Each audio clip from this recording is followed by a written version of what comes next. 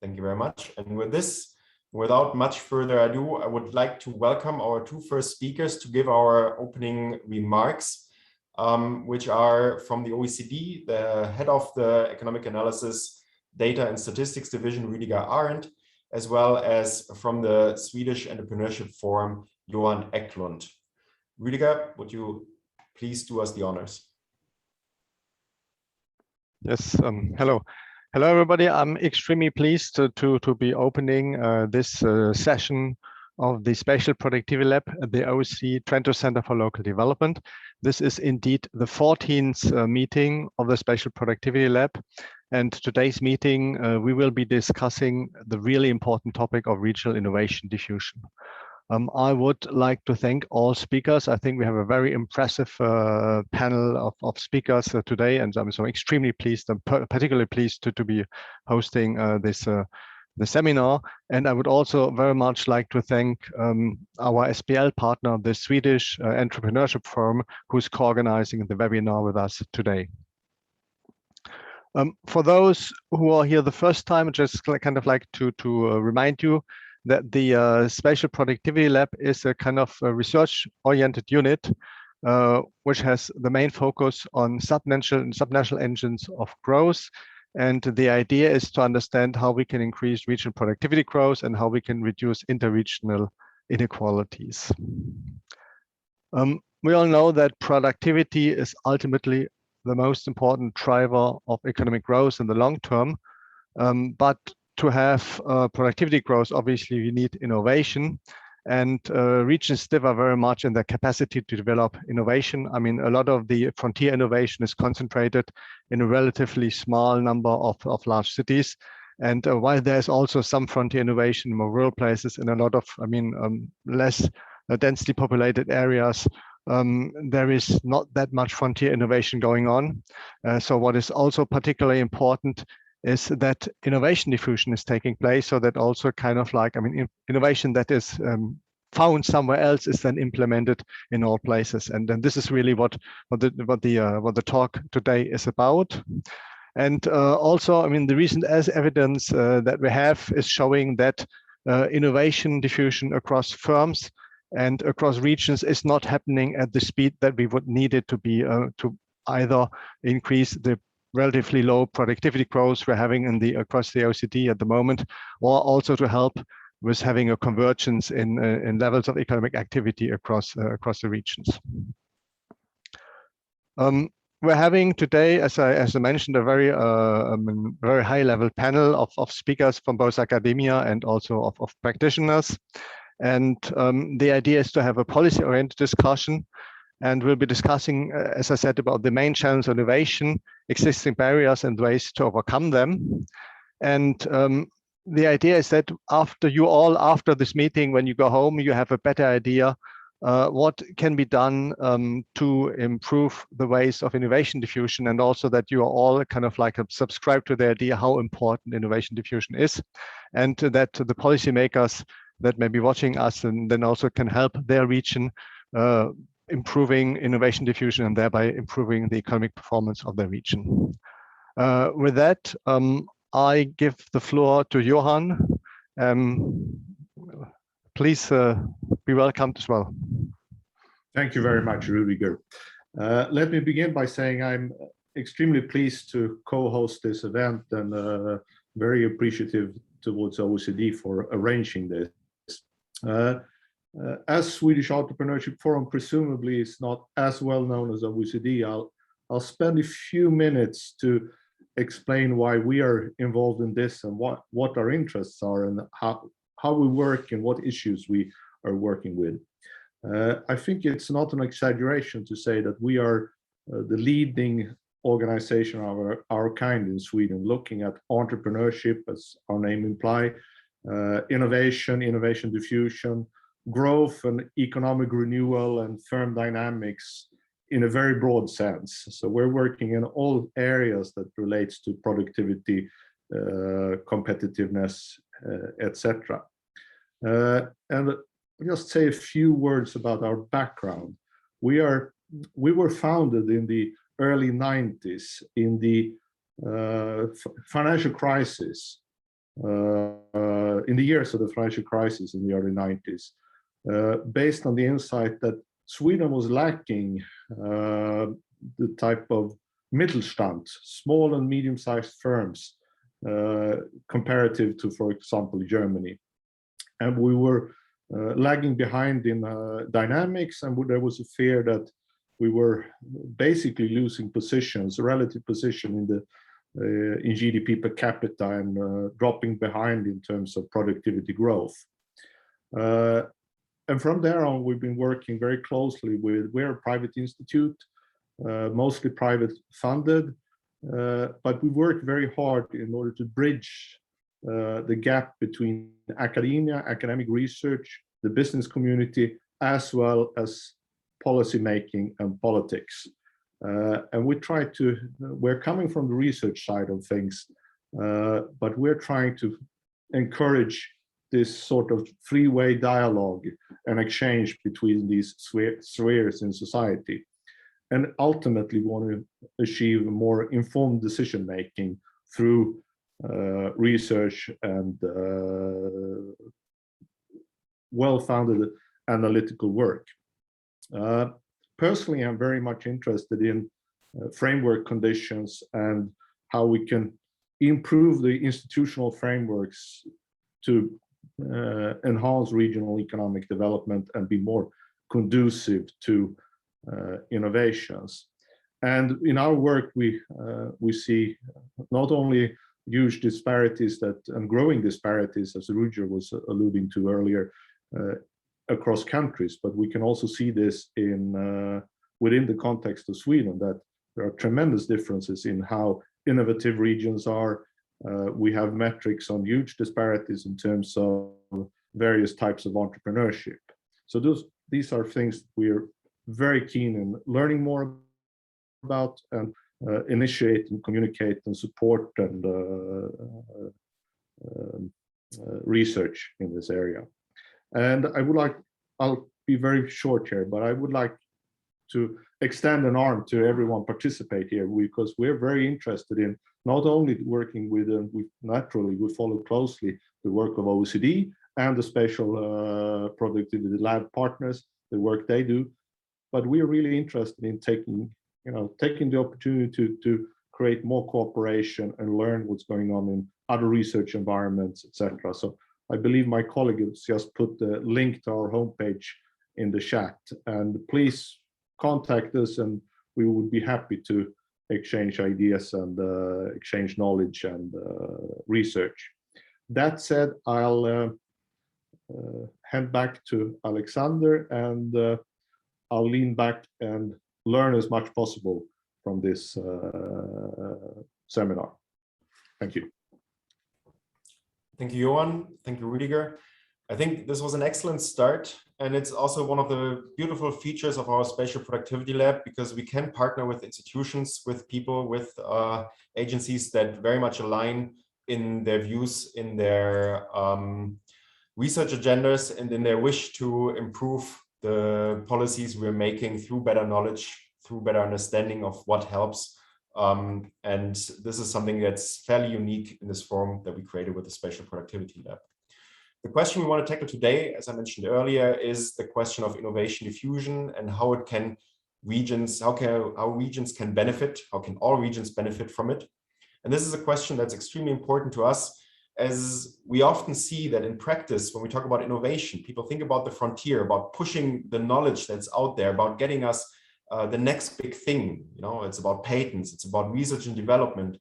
But when we then go to the reality and we actually want to understand what firms need, what is it that in certain places helps them upgrade, helps them become better, helps improve the living conditions of people within them. It's not so much about developing the next big idea, but it's about actually understanding what's already out there, applying it, adapting it to the local context and making the most out of it. And sometimes it's not the innovation, the invention itself that kind of drives most of the benefits, but it's the application that comes later. And that's why it's quite exciting to have like this focus shifted a little bit away from pure innovation, but also to think about how these innovations can diffuse to all types of places. What we did in the past is we have in the past done work in this direction, and we have ongoing work to try to better understand what are those channels through which innovation can actually reach a place, how can it spread within a place. And we're developing a self-assessment toolkit for regions to better understand how those challenges, how channels can be supported and how challenges within those channels can be addressed. And today we have a very exciting agenda with a focus on two of those channels that we identify in our own work, also building on work that we've done with colleagues presenting today. And we have a bit of a special focus session on the European smart specialization kind of context, very important policy package that affects quite a few of our member countries today. So without further ado, let me briefly introduce our panelists and the discussants. We have, starting out, Riccardo Crescenzi, who is a professor at the London School of Economics. And his intervention will be followed by a short discussion by response from Alison Weingarten, who works with the OECD in our Center for Entrepreneurship, SMEs, Regions and Cities on those topics related to innovation diffusion. For the second channel on university industry collaboration, we're very lucky to have Eva Schelin on board, who represents the Knowledge Foundation in Sweden, and her intervention will be discussed by Linara Aksanova from the Penn Center for Innovation in the United States. Thank you for joining us. Lastly, we have Ron Boschma, who's a professor at the Utrecht University, who will talk about the smart internationalization, going a bit beyond the pure specialization, but looking a bit outwards. At the moment, he has technical issues, which we hopefully will have sorted out by the time his time comes. And finishing off very strongly, we have Katarina Ciampi-Stanchova, who comes from the European Commission and will give us a bit of an insight into smart specialization in general. The closing remarks, bringing this all together, will be given by Joaquim Oliveira Martins, who used to be our deputy director and the initiator of the Spatial Productivity Lab. So it's thanks to his initiative that we are all coming together today, and who's currently a senior advisor to the commissioner from the DG for Regional and Urban Policy and a counselor at the Research Institute Sept in France. Without further ado, Riccardo, I would like to invite you to give your views on global value chains, multinational enterprises, and foreign direct investment as a channel for innovation diffusion. Hello. Thanks, Alexander. Thanks, Rudinger and Alexandra for hosting me today. I'd like to link immediately with what Alexander mentioned before. We always think about the generation of top knowledge, the one that is protected by patents, for example.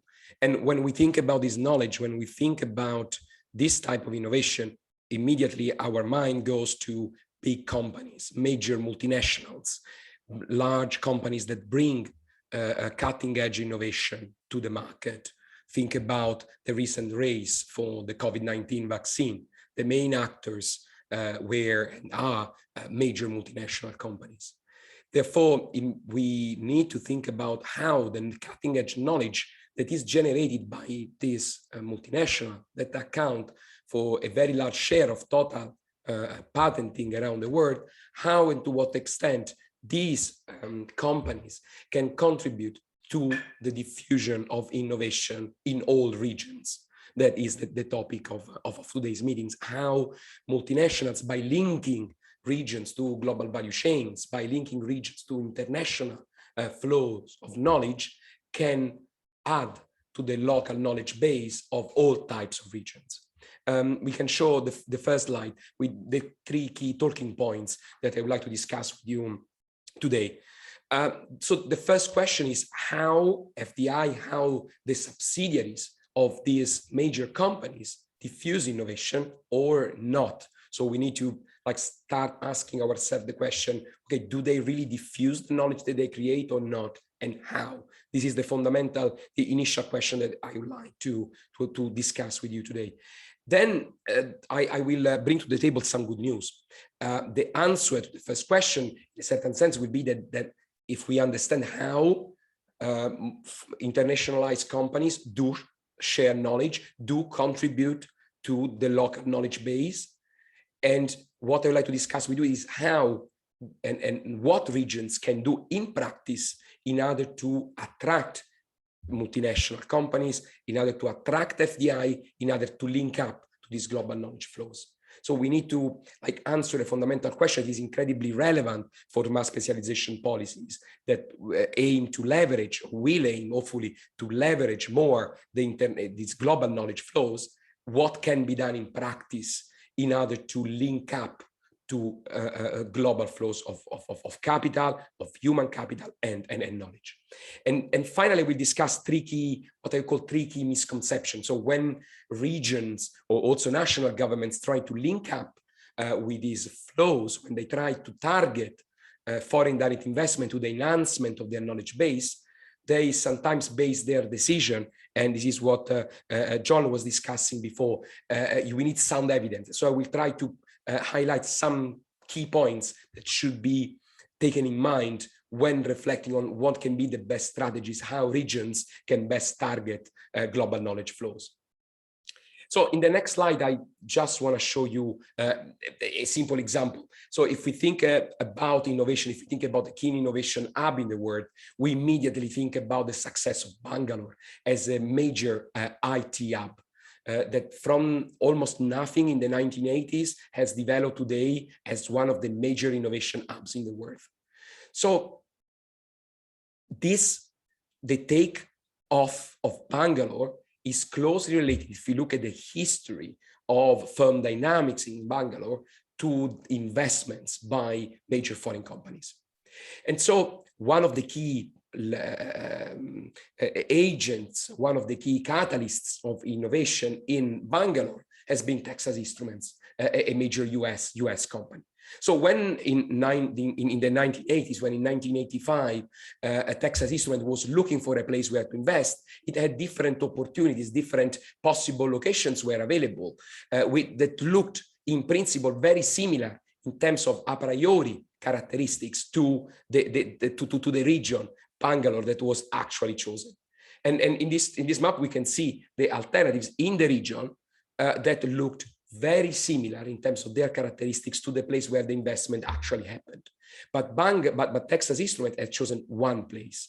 And so this is the place that benefited from this particular investment. Next slide. If we look at what happens to Bangalore, and we can follow the technological takeoff of Bangalore in ICT, we can follow the entire patenting history of Bangalore. We can see that from the initial investments from HP, but we can see that the big takeoff happened later on with when Texas Instruments started really patenting and contributing to a local innovative dynamism. We can see the major takeoff.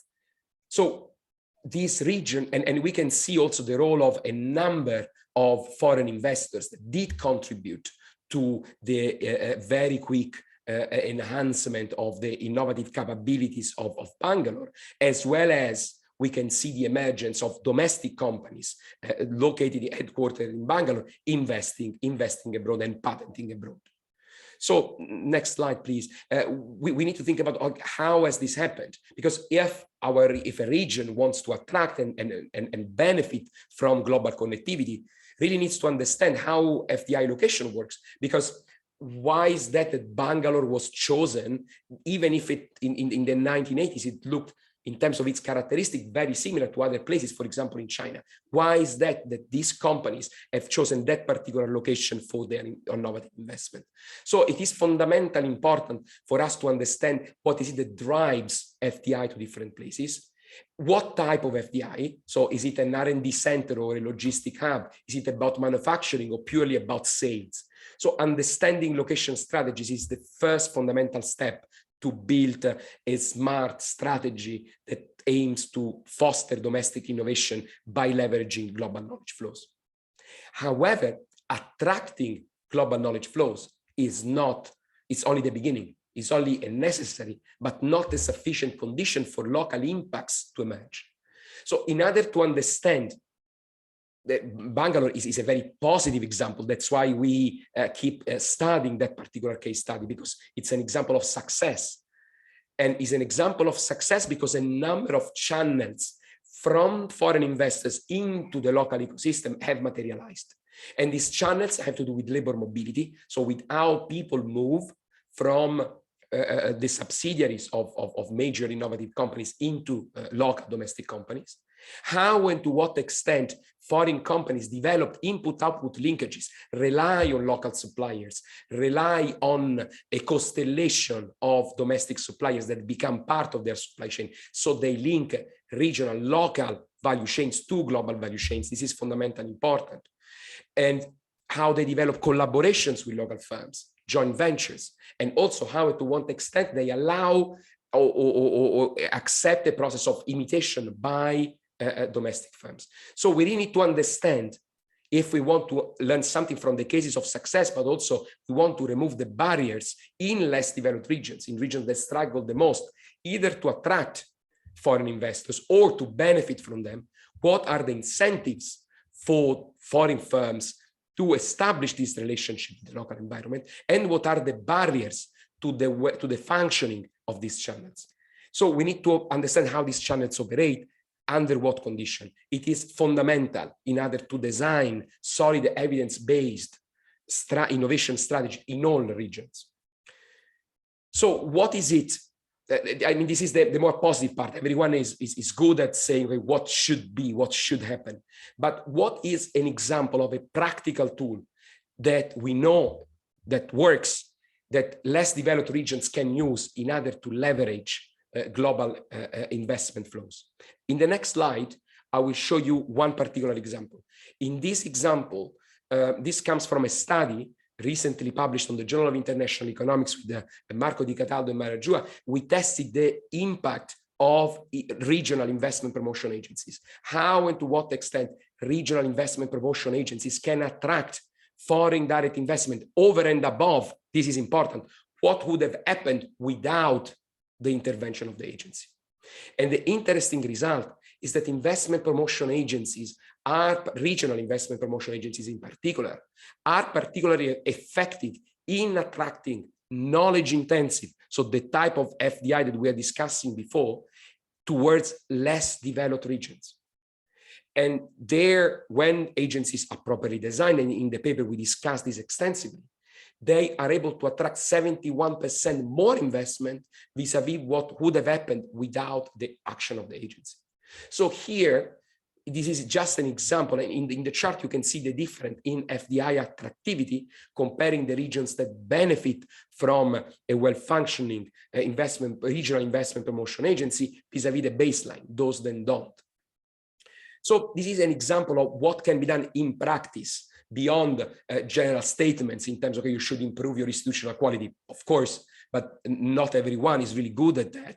And so we need to start somewhere. And this is an example of how we can use institutions in practice in order to link up to global investment flows. Let me go very, very quickly in closing to the next slide. But if we want to be successful in doing this, the next, please.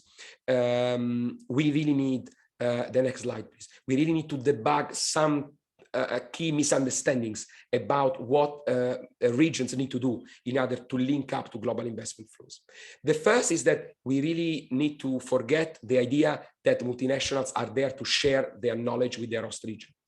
So this means if you attract FDI, multinationals, like foreign investors, will be happy to share, will be there to share knowledge. It is in the concept of spillover, as if I'm bringing around a big cup full of water.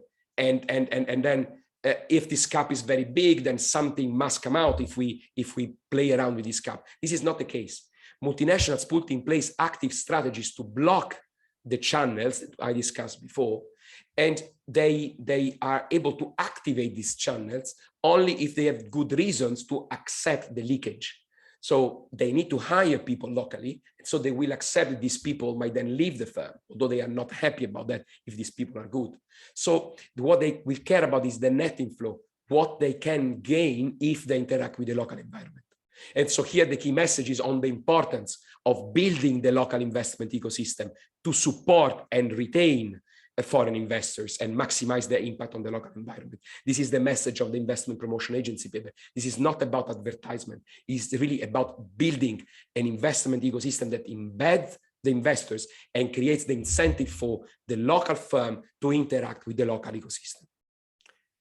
Now, what type of investors do we want to attract? The common understanding of this is that we want to attract technological giants, because like in the logic of spillover, the bigger the cap, the better, the more spillovers we will get from it. But this is another misconception, because technological giants, large companies, are likely to be better at managing their local flows. They might be better at retaining their staff, for example, and preventing the circulation in and out the company towards the local labor market. And sometimes what they do is too advanced for the technological capabilities from what local firms can do, in particular in less developed regions. So we really need to be thinking carefully about what type of investments we want to attract. We really need to be two to tango. The story is fundamentally about the right matching between the type of investors and the type of recipient regions. And again, here, the importance of evidence-based decisions. You need a careful diagnosis of your local ecosystem to decide which type of investments you want to prioritize. Finally, I would like to close to highlight something that has to do with inward investments. A lot of my talk, a lot of what we discuss also in our work is about inward FDI. It's about FDI coming towards the region, investors coming to the region and opening a new establishment in the host economy. Well, we really need, and we have evidence for that. We have done in-depth work to show that outward FDI, so what our domestic companies do abroad in terms of innovation, also matters and generates important benefit in terms of the local economy. So what goes out is not really lost. It's something that contributes to the local environment. And this is a fundamental important point. And the same is true for mergers and acquisitions. Sometimes the acquisition of local assets is seen as a loss, but in many cases, evidence suggests that it is a gain that helps and supports the diffusion of knowledge in the local ecosystem. I hope this can help fuel the debate, and I look forward to the discussion. Thank you. Thank you, Riccardo. I think extremely important messages. Knowledge flows both ways. It's not a one-way street. And we have to understand the people involved in the process, the stakeholders. We have to understand the firms, but also the supporting ecosystem around it. And I think with this, I would go ahead and hand it over to Alison for her discussion. Okay. Thank you very much for this really interesting and informative presentation, Riccardo. I really enjoyed learning about your research. So OECD countries are home to many highly productive companies, and many of which are MNEs. So outbound foreign direct investment is obviously very important. But as Rudiger mentioned earlier, the frontier of companies and innovation is extremely concentrated. So when we think about OECD countries and regions in general, there's really a lot of scope for regions that are not pushing the frontier to benefit from knowledge diffusion and from potentially catching up. So I think that the results that you present on the inbound benefits of FDI are also highly relevant. I'll start my presentation with a slide showing a little bit of how we think about the process of innovation diffusion. And as Alexander mentioned, we're working on a project at the OECD about innovation diffusion. So I want to tell you a little bit about that and connect it to what Riccardo said in his presentation.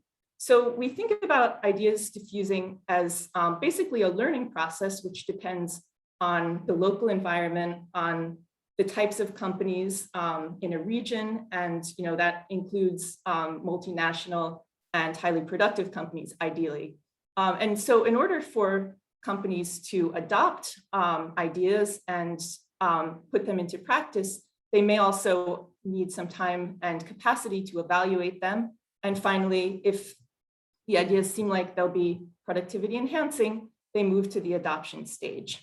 So we're thinking about the process by which innovations and learning happens in a local environment, and especially in the private sector. So if we turn to the next slide, I'll show you the different pillars that we see as supporting innovation diffusion.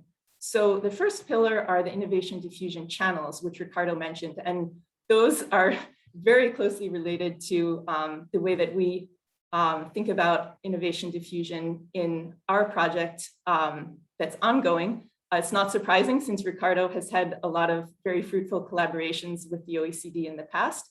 So as he mentioned, supplier interactions through input-output linkages is one channel, sort of a natural business way that firms may source ideas and build the capacity to adopt innovations.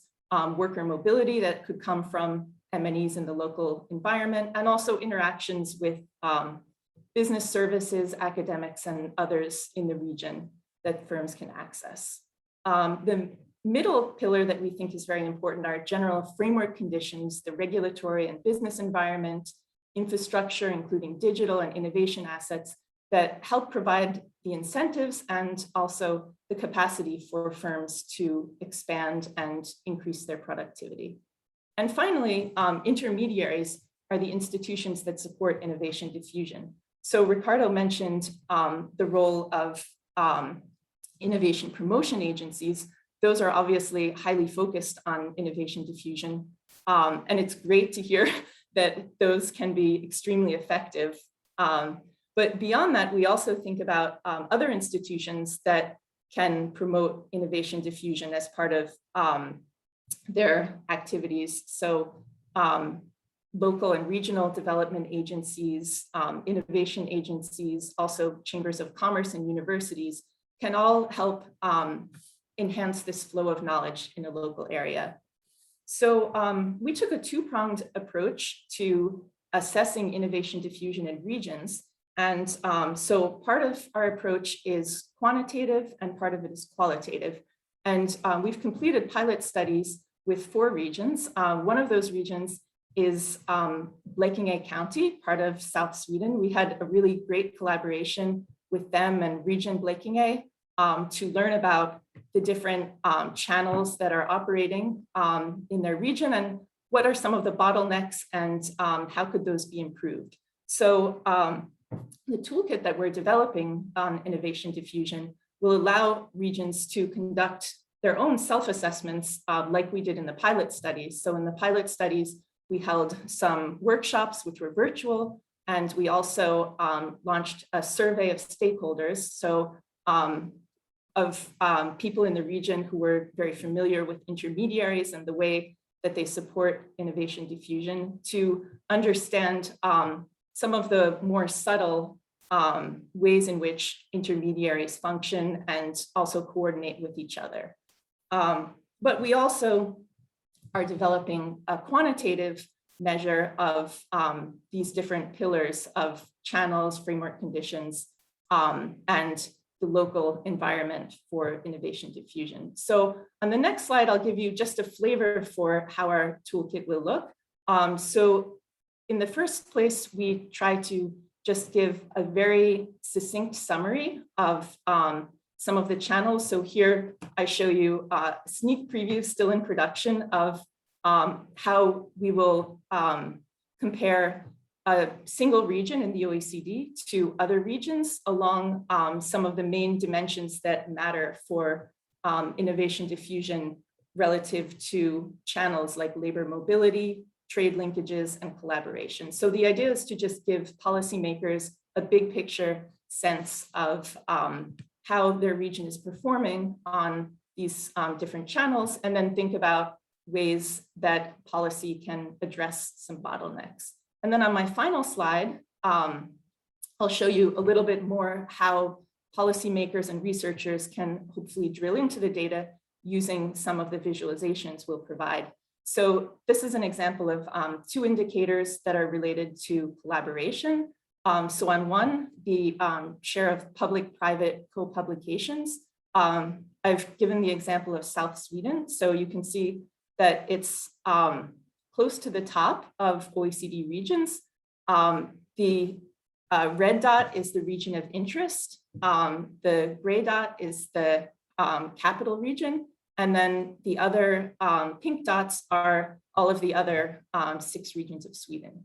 So you can see that South Sweden is doing relatively well in the OECD and also relative to the rest of Sweden on public-private collaboration. And collaboration with foreign inventors is a little bit different. And so we hope that being able to step back and look at the big picture of innovation diffusion mechanisms, but also drill into some of the details, will give policymakers a nuanced view of how these different channels are operating in reality. So if you're interested in following the project and learning more, my last slide has a link to the project website. And I look forward to following the rest of the discussion. Thank you, Alison. And we can also put the link into the chat for people to follow. I also noticed there is already some action in the Q&A, so don't hesitate to put your questions. And I encourage our speakers and panelists to monitor it to make sure we are answering all the questions on the fly, since we're already running a couple of minutes late, and that cuts into our Q&A time on screen, I'm afraid. With this, we go on from global value chains, the FDI and the big picture diffusion of innovation, and we focus on the collaboration at the more local level, where it's about the university and the private sector that we are kind of bringing together in a closed space. And we do have one of the kind of institutions represented here that we call the intermediaries. So Eva, I would ask you to kick us off, and then we go on for comments by Linara. Okay, thank you, everybody. I hope you can see me. I'm Eva Schellin, and I'm the CEO of the Knowledge Foundation of Sweden. It was nice to see that Alison started out with speaking about Sweden, and I will continue. Next slide, please. The Knowledge Foundation, just shortly, is a foundation that was created by the Swedish government in 1994 due to the conditions that Johan was mentioning before, when Sweden was lagging behind very much, and the government thought we need to improve collaboration between industry and academia and really strengthen the whole country. So this foundation was founded by the government, and since 1994 we have invested more than $1 billion. Every year we invest around $55 million to 22 universities and colleges that are eligible to get financing from us.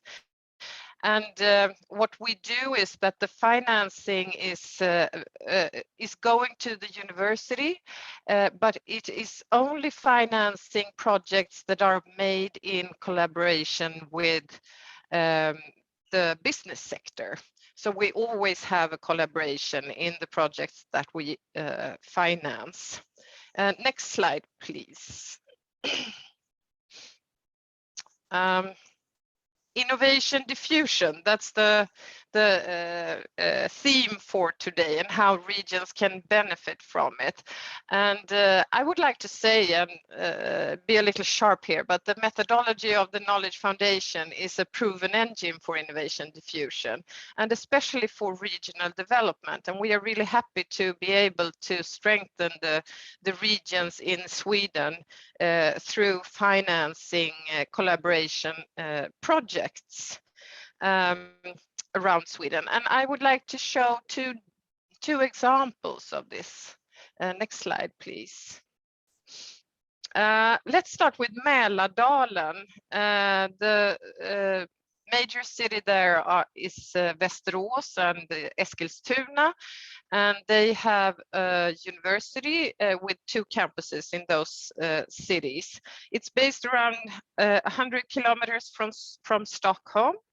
And what do we have here? We see a thriving cluster of automation and advanced robotics, which really is driving regional growth.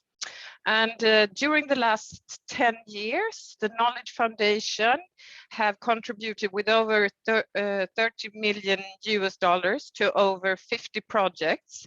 And we have been financing academia industry collaborations at this university, the Mälardalen University, which has constantly grown and really increased the knowledge within this field of automation and advanced robotics.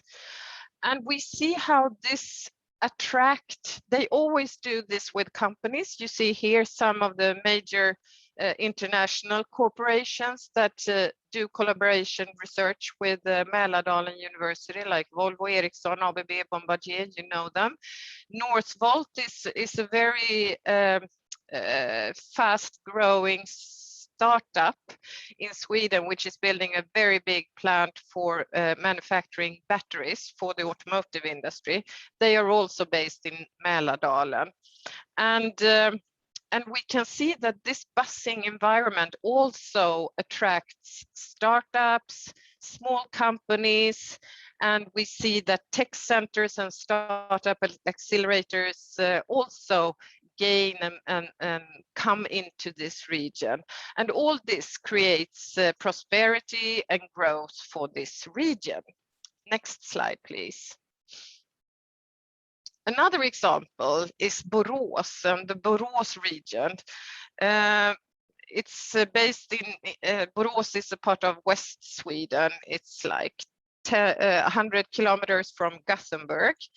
And it has a long tradition of stemming from the Industrial Revolution, when Borås became the textile center and the textile hub of Sweden. And Borås has maintained this position. So now it's in Industry 4.0. It has done this through having successfully adapted to global changes in production technology, in manufacturing technology, buying patterns, digitalization, logistics change, etc. And has been constantly adapting to what happens in the surrounding world and with all the consumers that use textile.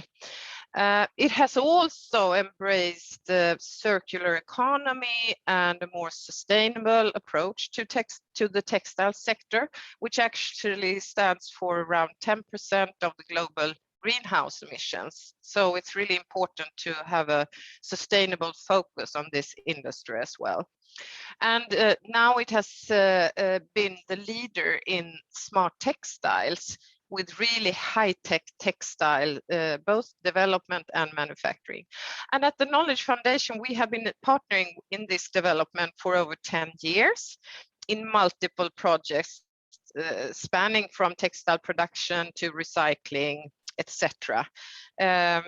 So we can now see that Borås is an example of how a region willing to transform due to global changes can be holding on to your developed strengths and join forces with academia, with the industry, with regional authorities and finance that can create new knowledge, attractive environment and growth.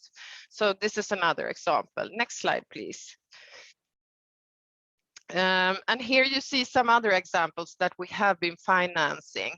It's Sweden, and all these dots, they represent a collaboration between academia and industry. So you see that our money has contributed to a lot of research projects around all of Sweden, and it's creating a strong pulp and paper hub in Västernorrland. Casting is financed and very strong knowledge around that in Region Jönköping, and cross-laminated wood as a building material is a very strong knowledge center in Region Kronoberg. And in all these cases, the universities have been a very fruitful part and a driving force for developing this knowledge together with the local and regional industry. So we see that this is a very good methodology that we use in the Knowledge Foundation. Next slide, please. So to summarize, we can see that this collaboration between academia and business, and when we get a project proposal, we always judge, is this good both for industry and for the academia? and it has to say yes in both those questions to get financing. And we see that this collaboration is a working methodology for innovation diffusion, and it creates increased competitiveness, strong regions, and wealth. We do understand that this understanding is very important, and that policy development to lower thresholds and incentivize creation of fruitful clusters is super important to be successful in this path. So thank you. That was my presentation. Thank you very much, Eva. I love that we end on the slide where it is really about bringing both the incentives and the stakeholders together to ensure that we are getting the most out of the knowledge that is there, and to ensure that the regions and the local places can benefit to the capacity that they have. Taking it across the pond, so we learned about the Swedish model now. Let's learn about the Philadelphian approach from the University of Pennsylvania and from the Penn Center for Innovation. Linara, how do you deal with innovation diffusion, and your firm stakeholders?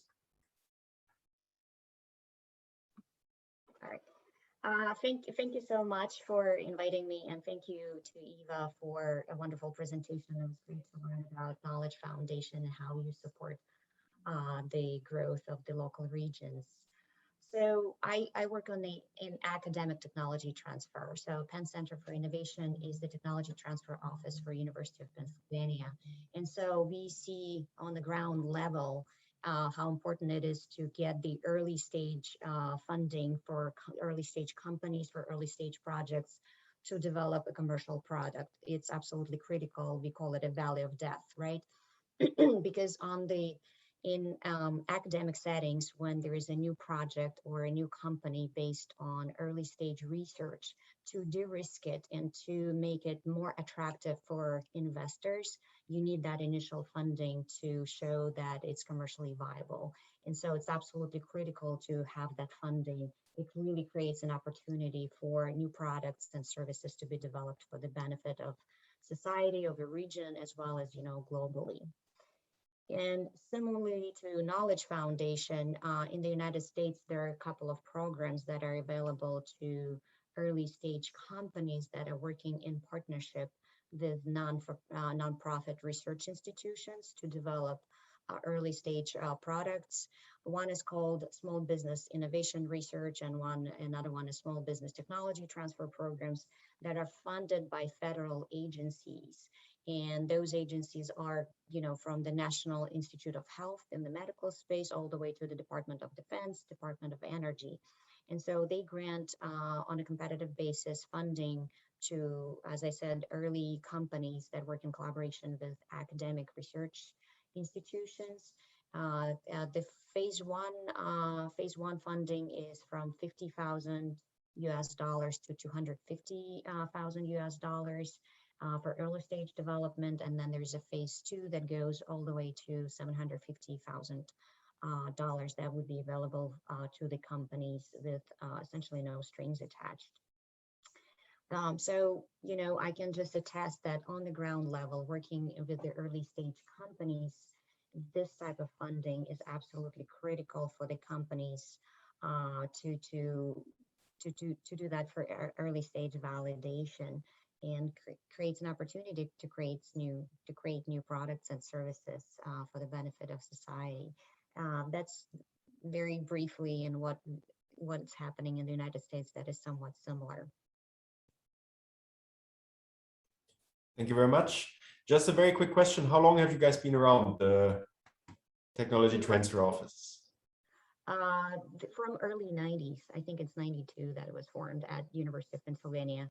But you might know that in the United States, the Bayh-Dole Act was passed in 1980 that allowed universities to commercialize the innovations that were developed using federal funding.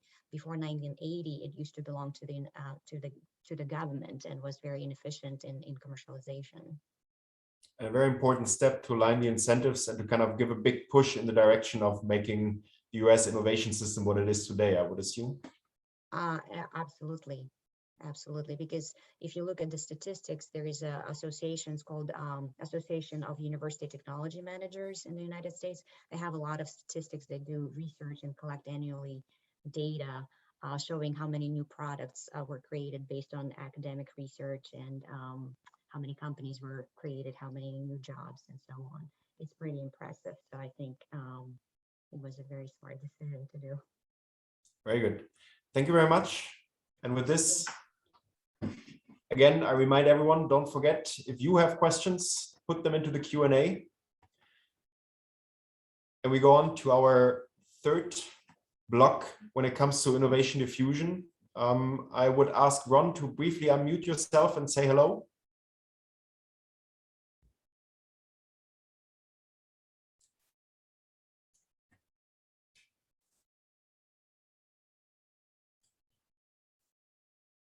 We're getting there.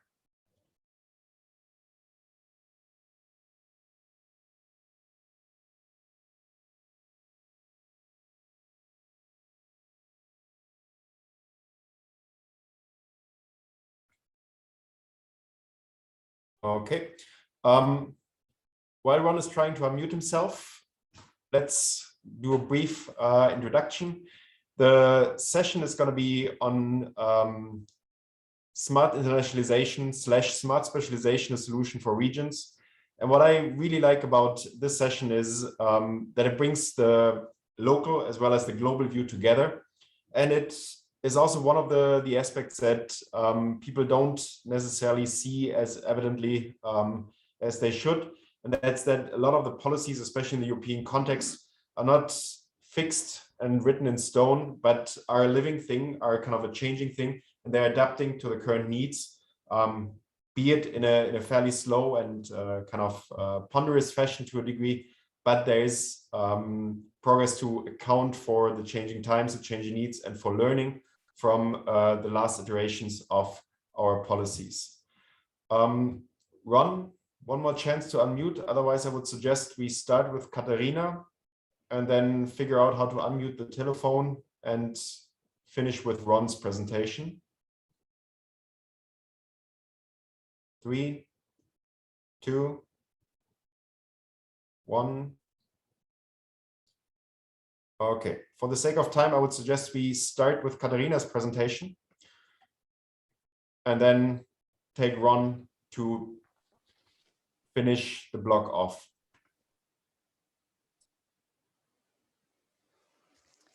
Thank you, Alexander. Yes, this is actually Ron's presentation that I was supposed to comment on. I prepared my slides for this presentation. Unfortunately, I cannot say much about Ron's presentation because I saw only the draft a few days ago, and I know that he was focusing on the aspects of internationalization and importance of the smart specialization strategy and the outward-looking dimension, but I really hope that he will be able to connect with us after my 10 minutes or 7 minutes brief talk and give you more insights in his presentation. So I will ask for my slides. Thank you very much. So I would shift focus a little bit from the companies and SMEs and universities that are very important because they are actually the stakeholders, so we call them local actors that actually enable the innovation and innovation diffusion, to more another agent that are public administration, governments, and in this case, specifically local authorities. So I work for the Commission, and I was following the development of the smart specialization strategies that are place-based innovation agendas for economic transformation over the last 80 years. So the first generation of these strategies were launched in 2014. And all EU regions and countries have prepared these strategies. and currently also non-EU countries. So this smart specialization as a policy concept and the methodology is now also endorsed and practiced in non-EU countries like Colombia, or in some regions in Australia, Ukraine, Mexico, in some Latin American countries. And we are actually helping also non-EU countries with this methodology. So it can be also an interesting aspect for non-EU countries, or a methodology.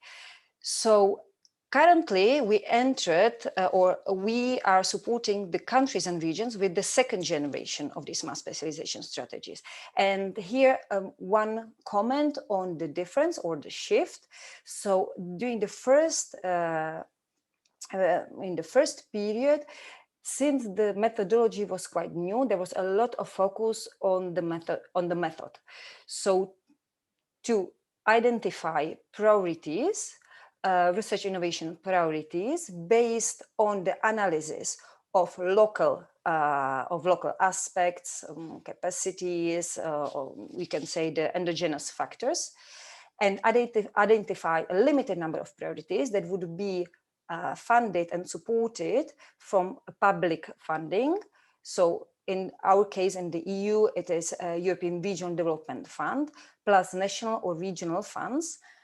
And this, the idea was to support the innovative research, innovative processes in the regions, and also diffusion.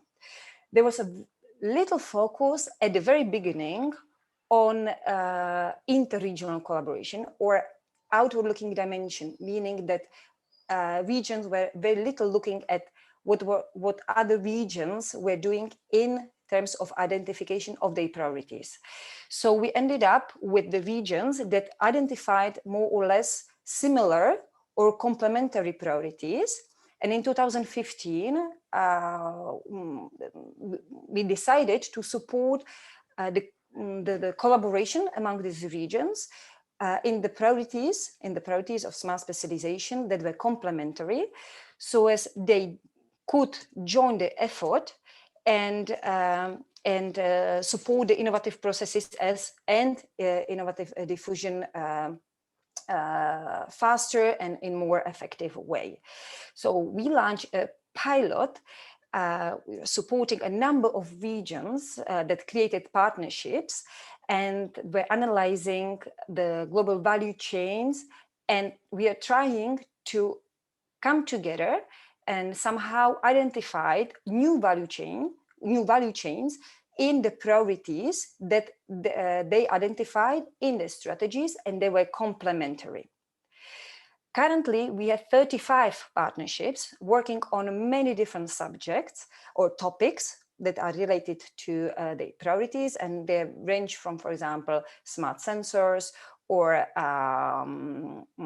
sport, new textile, energy. We have many in agri-food sector. So during this pilot, the piloting phase, the European Commission proposed a new instrument for the current programming period, and that instrument has been approved within the package of European Regional Development Fund and a new regulation.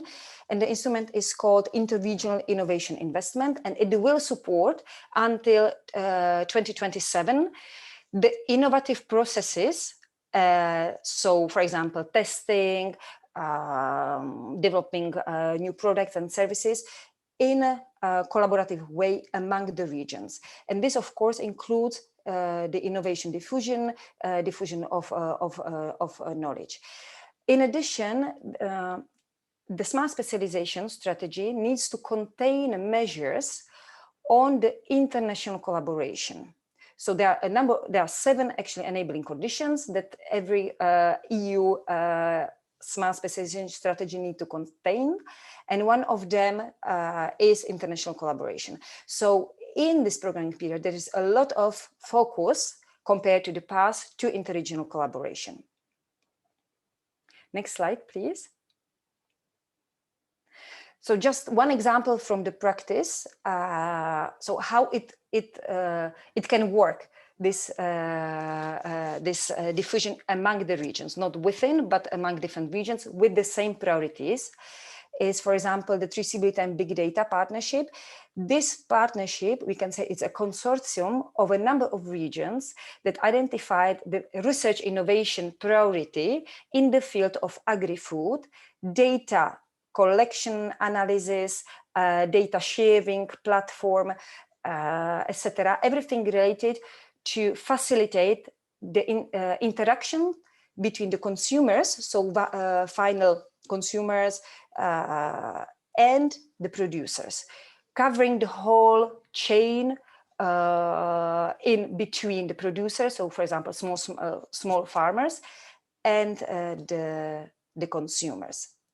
This collaboration exists since 2015, and I would like to say that the whole process is very lengthy, and it takes it includes many activities and multiple steps. And one of the first steps that includes this process of actually arriving to some kind of final project, small project with the final service related to traceability and big data. So the first step is actually to identify the priorities. So with whom one region can collaborate with in order to increase the potential and combine the assets and capacities and match the universities, research centers with the companies, because companies are very important actors, because they actually implement, the companies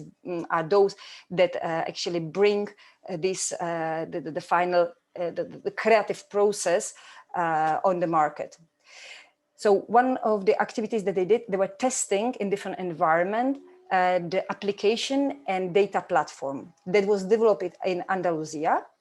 And now it is tested in different regions in Europe in order to prove that this can actually work. They are collecting data, they are analyzing data. Of course, there are many bottlenecks related to legislation, to protection of data, different technologies. And we were trying also to understand these bottlenecks and how they can be addressed. This partnership somehow described or collected the knowledge and published the whole process of this collaboration in a number of publications. I mentioned here two. The first one is on scoping, so trying to understand and trying to analyze the value chain, and also potential partner regions and potential partners in terms of universities, companies, research centers, testing beds, hubs, etc. And also one publication on how this partnership can contribute to Agenda 2030 and 17 SDGs. Next slide, please. This slide is only for illustration. I have 5 pages containing the names of different companies, universities, research centers in 22 regions that are part of this collaboration. So there are around, if I'm not wrong, hundreds of different partners, and also the analytical part on who can collaborate on what and how they could define the business case together, how this business case will be supported with business plan. It's a very long process and a complex process. Next slide, please.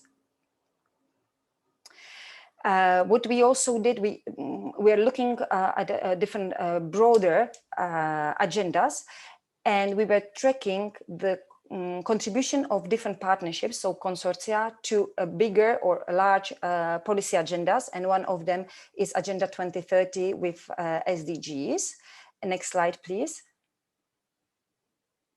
And I would conclude with final considerations that when we talk about innovation diffusion, there are many aspects or different frameworks, also policy frameworks that public authorities need to consider. At the global level, we have Agenda 2030 with 17 SDGs, and in the EU, of course, EU Green Deal with many objectives related to the transitions. And we don't have only climate and digital transition, so twin transition that is at the top of the EU agenda, and is the Green Deal is the new growth agenda for Europe that actually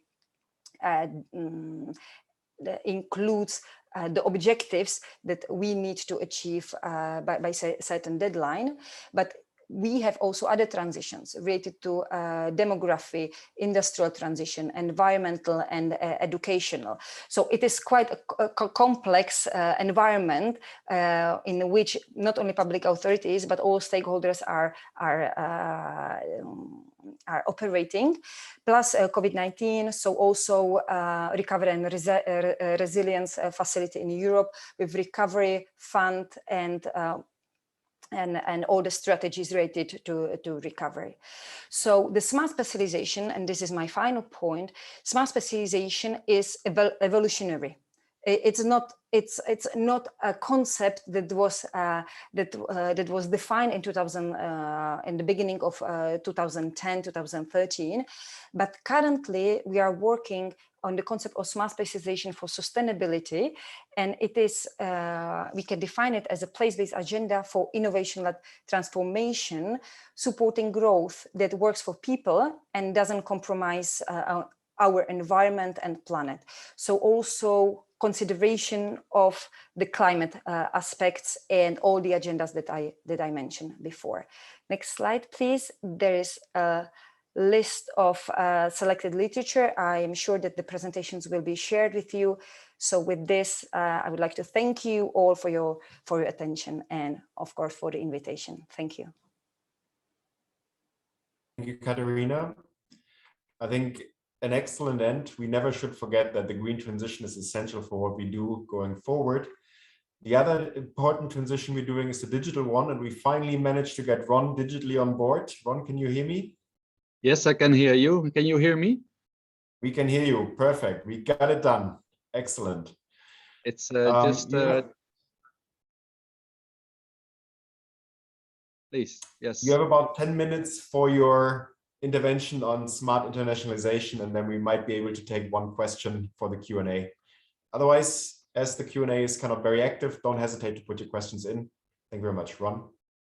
All right, thank you very much, Alexander. Okay, very sorry for being so late. My computer at 3 o'clock decided to take away my password, so I could not enter the system anymore, and I needed to change my passport, and in order to do that, I had to connect to the system, which I could not, of course, do.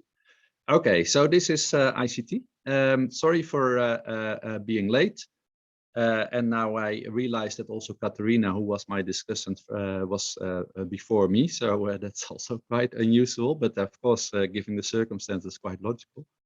I will say a few things that I prepared. I had a presentation, a PowerPoint, but I can just also do my presentation without the slides. I hope I can still make my point. So thanks very much. Just a quick note, we are showing your slides. So we're going through your slides in order, and you can tell us to switch the slides if that is helpful. Right. Okay, because I don't see them myself. Okay, so yeah, okay, very good. Okay, so let's go to the first slide. There's my name right now. Let's go to the second slide. What my intervention is really about, to what extent we can, smart specialization is actually incorporating the notion of interregional linkages, right? So as we know, smart specialization policy was very much focusing on regional capabilities as a key input to select priority areas. And I think main focus has been really on that. Also now that we have a few studies that really looked in all smart specialization strategies and the way they have evaluated those by looking to which type of priority areas are chosen in each region. Those type of evaluations also look to what extent that reflect the type of capabilities that are present in the region. Do the regions really provide potential related to the priority areas, they have to select it themselves. And that, of course, is a main principle of smart specialization policy. But so far, and only to a limited extent, interregional linkages have been taken into account. And I think it's very crucial. Our literature is saying that this is quite crucial because it provides opportunities for innovation diffusions, but it might also avoid processes of lock-in that might happen in the region. Regions might become over-specialized, and therefore they, in order to get out of that, they might need to have access to knowledge elsewhere in other regions. So in a way, the original setup of smart specialization policy actually took that on board, right? So connectivity was a requirement, but if we really look at the strategies, the smart specialization strategies, how they have been proposed, in most cases only refer to it in a very slight manner. So in most cases, lip service is paid to the importance of value chains, but that's about it. And I think we can do much better in that respect. And let's think about that. So please go to the next slide. So the big question is it just about linking to other regions that might provide access to capabilities that are missing in region itself?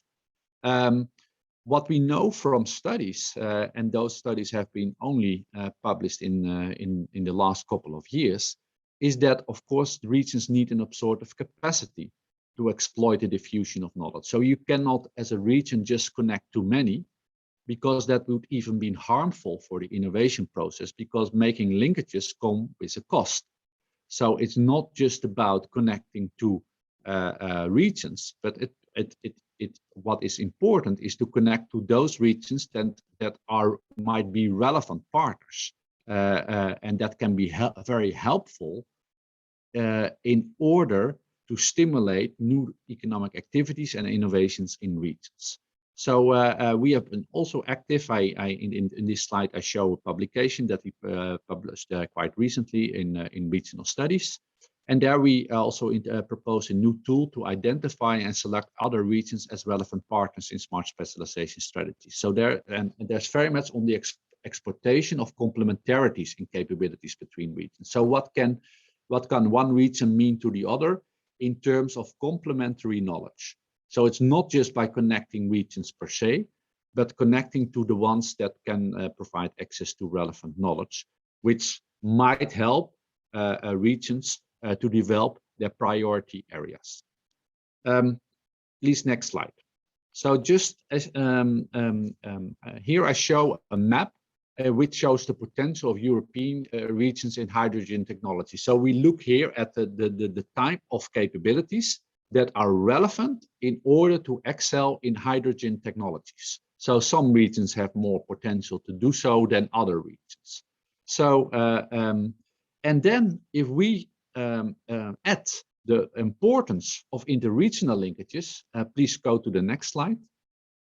I show you a map of complementarity of all European regions to the Île-de-France region in new hydrogen technology. So I'm still focusing on hydrogen technologies, but now I want to see, for example, Île-de-France region, the Paris region, which I have marked black in this map. We wanted to see, okay, Île-de-France region has a number of capabilities that are needed to develop new hydrogen technologies, but it is also missing certain capabilities that it needs to develop new hydrogen technologies. So if Île-de-France wants to develop new hydrogen technologies in their smart specialization strategy, then we can find in this map information where relevant capabilities are present in other regions that might be helpful for the Île-de-France region to develop new hydrogen technologies. So here we can see what can be relevant partners for Île-de-France region to develop new hydrogen technologies. So those regions that are colored more in orange, it will mean the more dark orange the regions are, the more relevant capabilities they have that the Île-de-France region is missing. So in that sense, it can be very helpful and informative for smart specialization policymakers to connect to those regions. In this case, to policymakers in the Ile-France region. They can, for example, try to connect to French regions, like in the eastern part and in the southeastern part. So even Ile-de-France might have a national program on hydrogen technologies and try to develop links between French regions in order to develop new hydrogen technologies in the Ile-de-France region. Please, next slide. So this type of framework we think is very useful and can help policymakers to identify the relevance to connect to other regions in Europe, given the potential, given the capabilities that they have and the priorities they have set in their smart specialization strategies. And the same framework can be applied to the value chain, right? Because the previous map I showed knowledge co-inventor linkages between regions. So through co-patenting, you can connect to other regions and you might get access to capabilities that are missing in the region. But the same framework can be applied to value chains, although that is still a bit work in progress. So to focus on the potential of regions to participate in new value chains or upgrade existing value chains, depending on their own capabilities.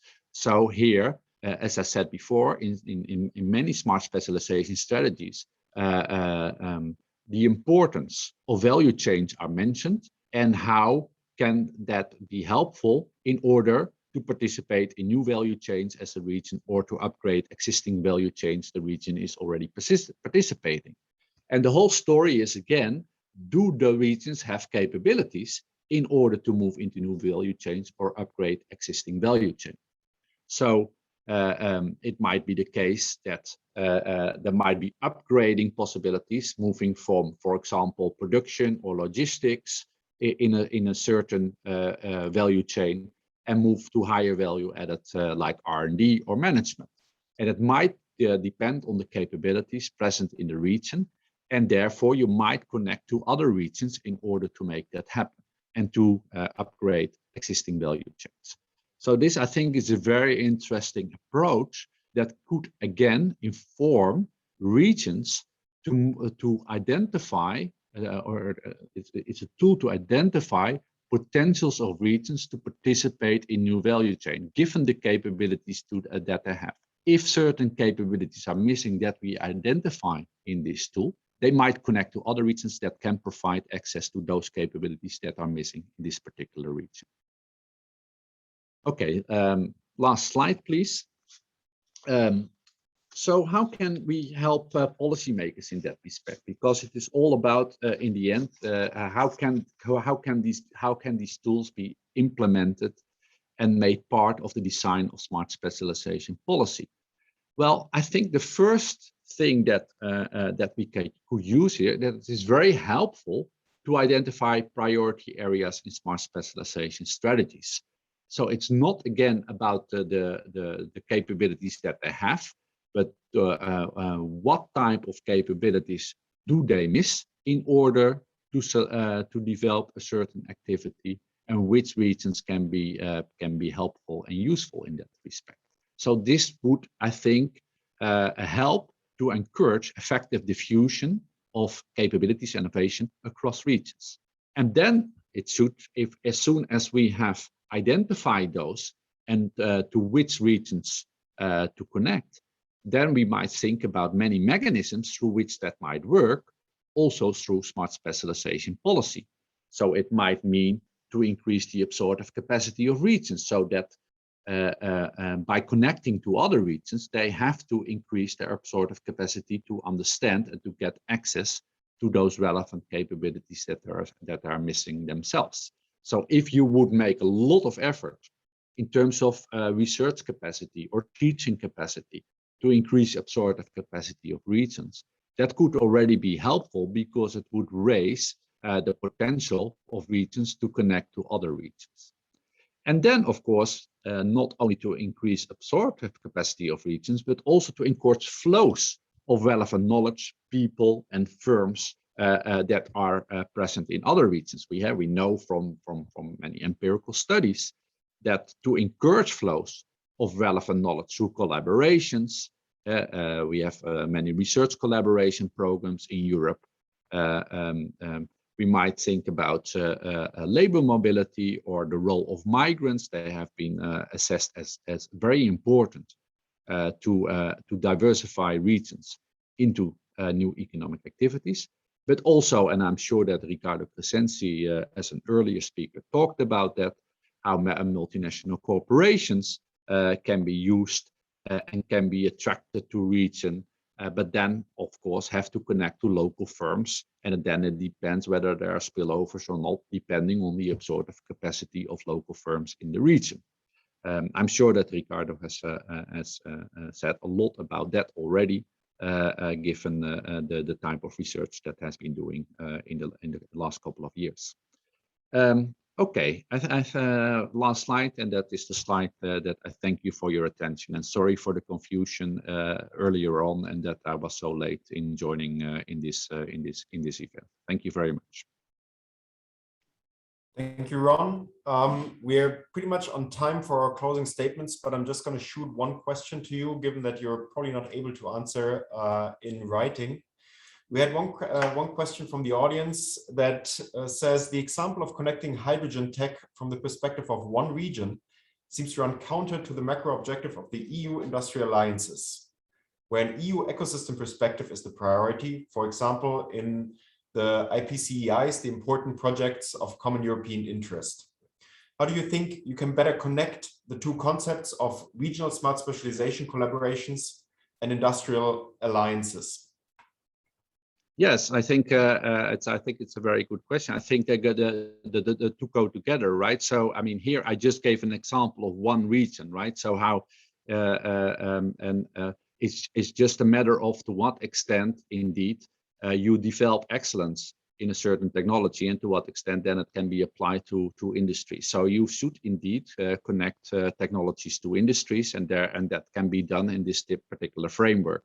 This was just an example, just to show that that if regions set their priorities and they have some capabilities, but they might still lack other capabilities that are needed to excel in that particular technology, that we have a tool that we can identify relevant partners to connect to in their smart specialization strategy. So then you make, let's say, an informed choice about connecting with whom and with what type of organizations in other regions that might be very relevant and useful for you. And the same can be done with industries, right? Industry partners to make those connections, because this type of information will also provide insights into that. So I hope I answered a bit the question to some extent. Which also leads to an excellent follow-up. You kind of mentioned it already a little bit. The question was whether the tool you presented with the complementary regions that clearly is aimed at policymakers, is this also something that can help individual businesses to find investors, suppliers, customers, and universities that can help them? Absolutely. I mean, this and we are talking with businesses, with firms, with universities, so we can use this tool in order to see to what extent. I mean, I must say it's sometimes a bit surprising that, of course, when you talk with firms, that they exactly know where this complementary knowledge that they don't have themselves, but they should get access to and connect to other organizations, that we can provide this tool. So, for example, for a big French firm, L'Oréal, we have indeed done this type of analysis and showing them which type of organizations could be really useful for them in order to develop new technologies that they are interested in.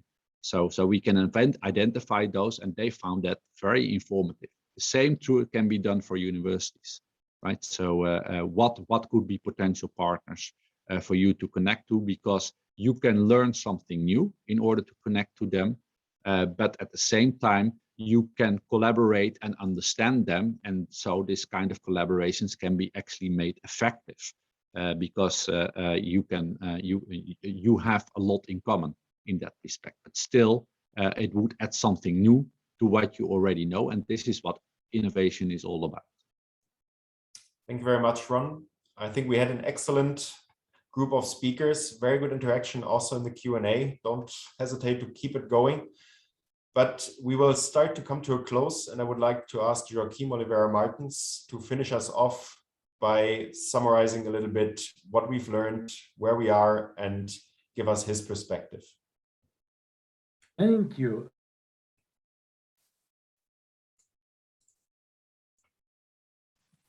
Is my micro working? Yes. Okay, sorry. Perfect. Okay, so again, thank you so much for this invitation, because as Alexander said, I was a bit involved in the creation of the Spatial Productivity Lab, so it's really always very it's great to to participate in this sort of evolving and progression in this network. What is the main I would say take up from this discussion, which was very rich and interesting. I think the first point, I think both Alexander and in the initial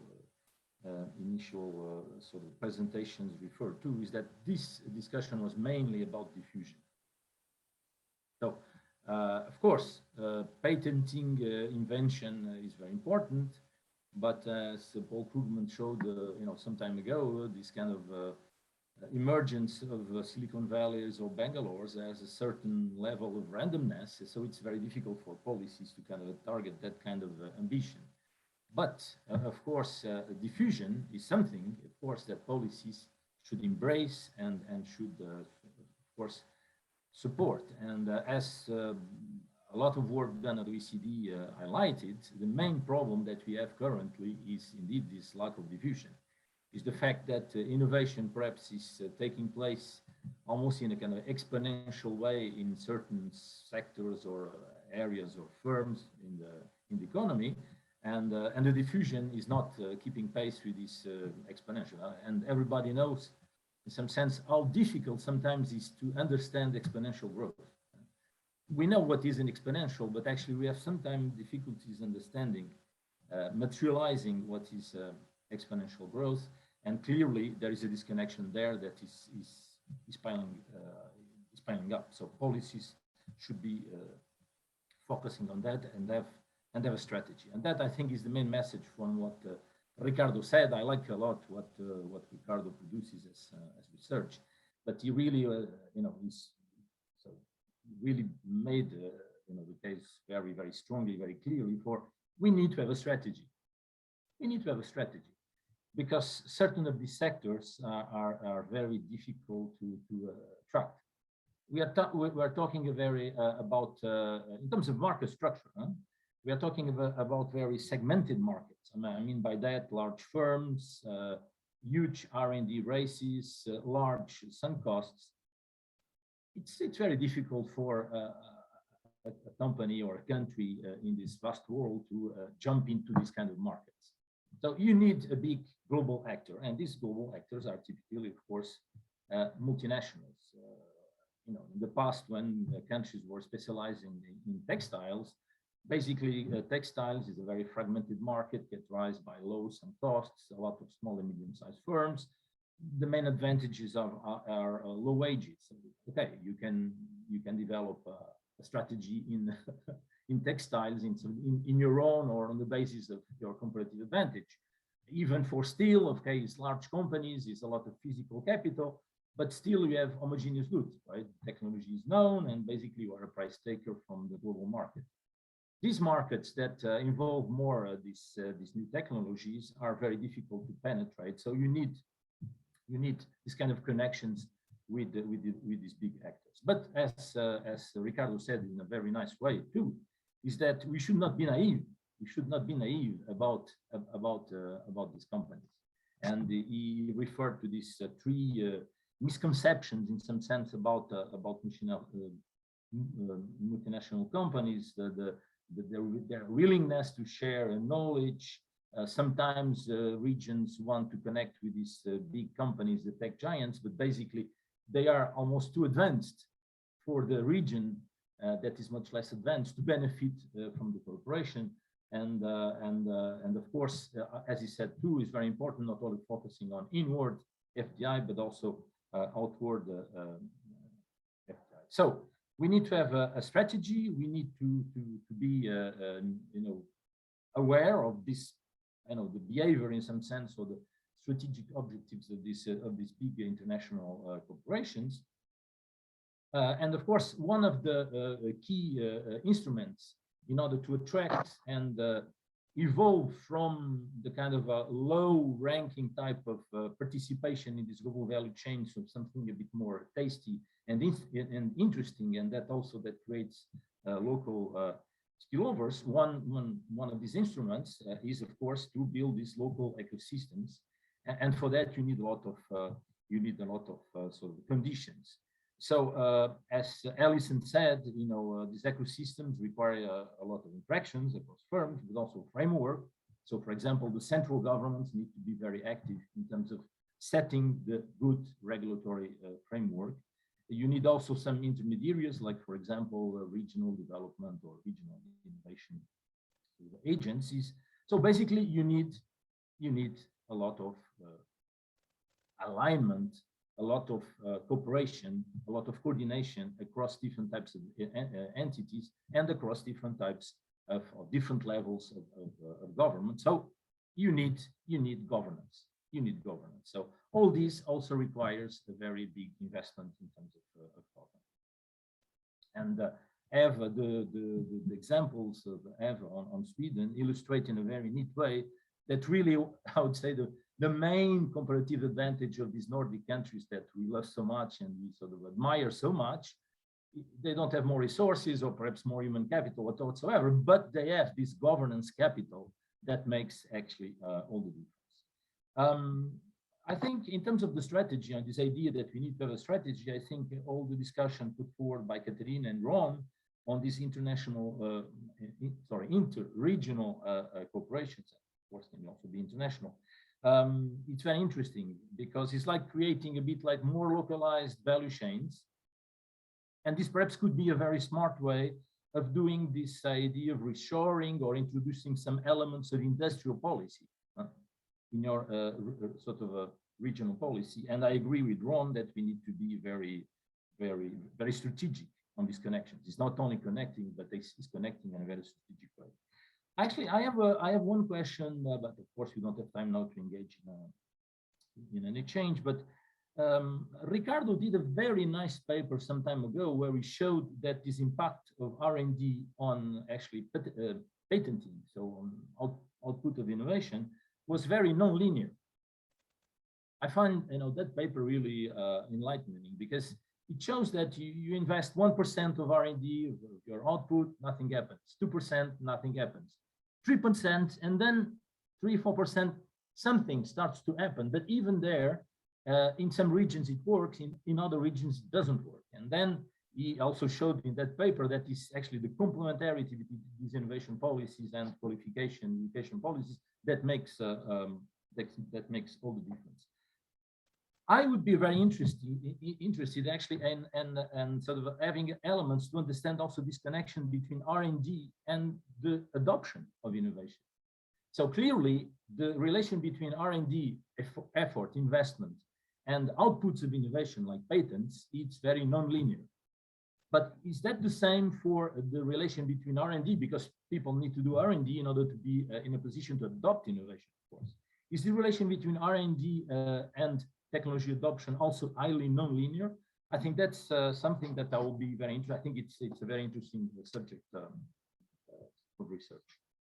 Do I still have like 1 minute, my dear Alexander? Yes. Okay. Great. Go ahead.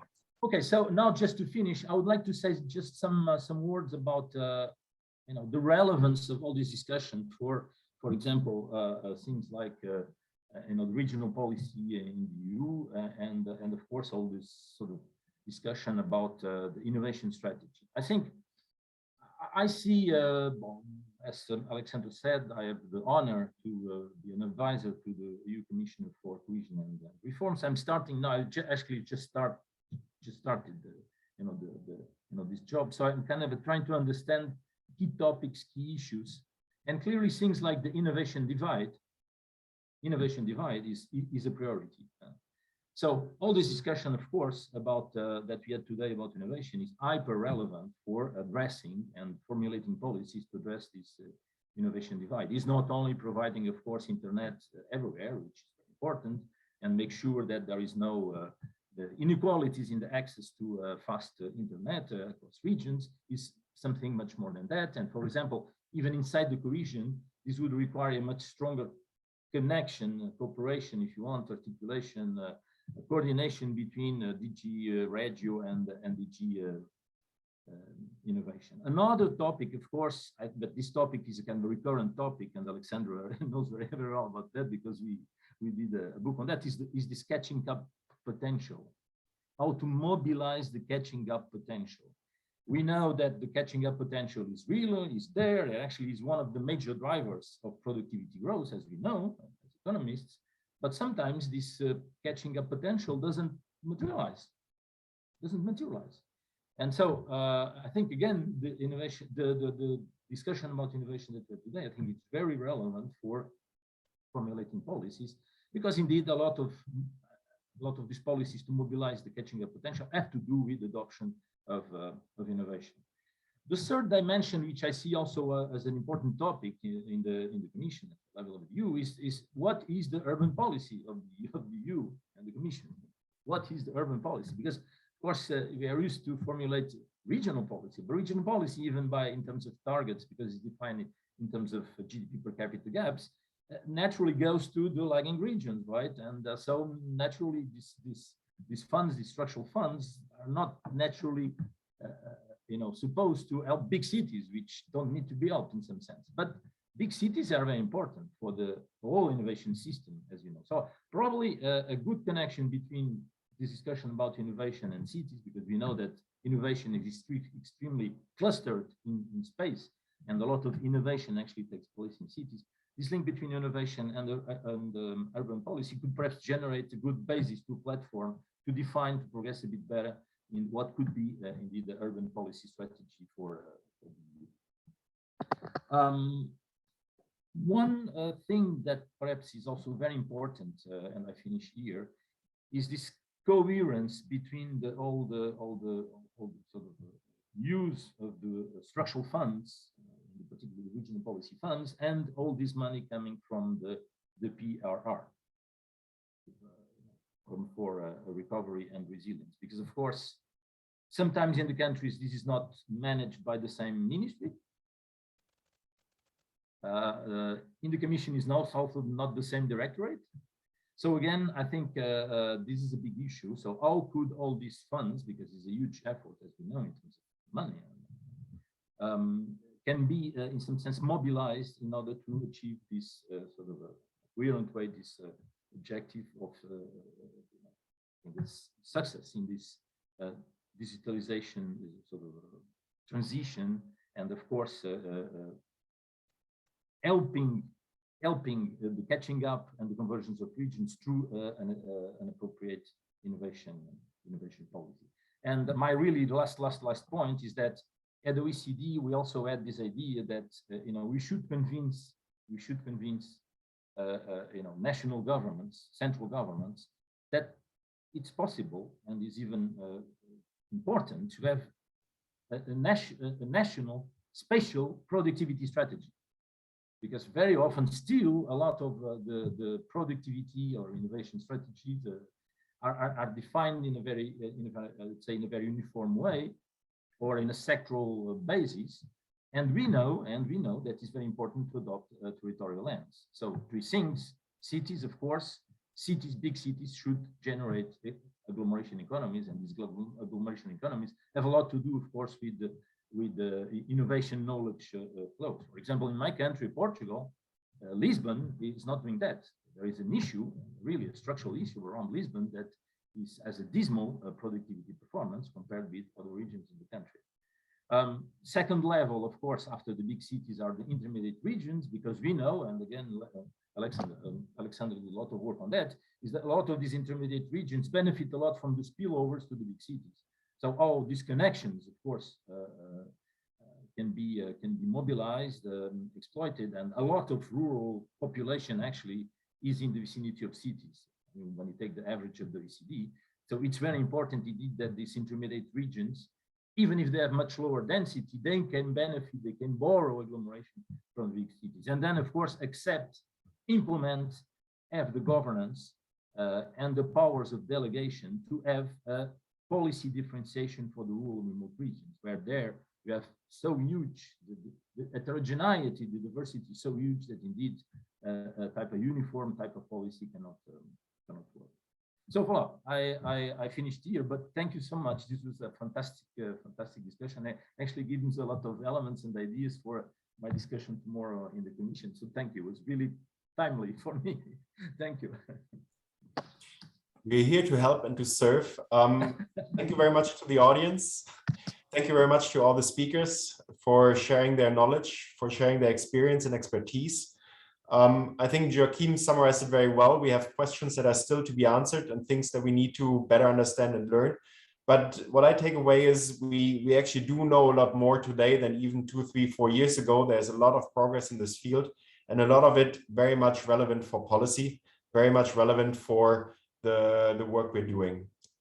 I think we're already 10 minutes over time. I would ask the panelists to unmute themselves, show their videos, say goodbye, and thank the audience for being with us, even if we went a bit too far. Thank you very much, everyone. Thank you. Thank you for joining us. Yeah, thank you. Thank you. Have a Thank nice you. evening. Bye-bye. Bye-bye. Pleasure to be with you.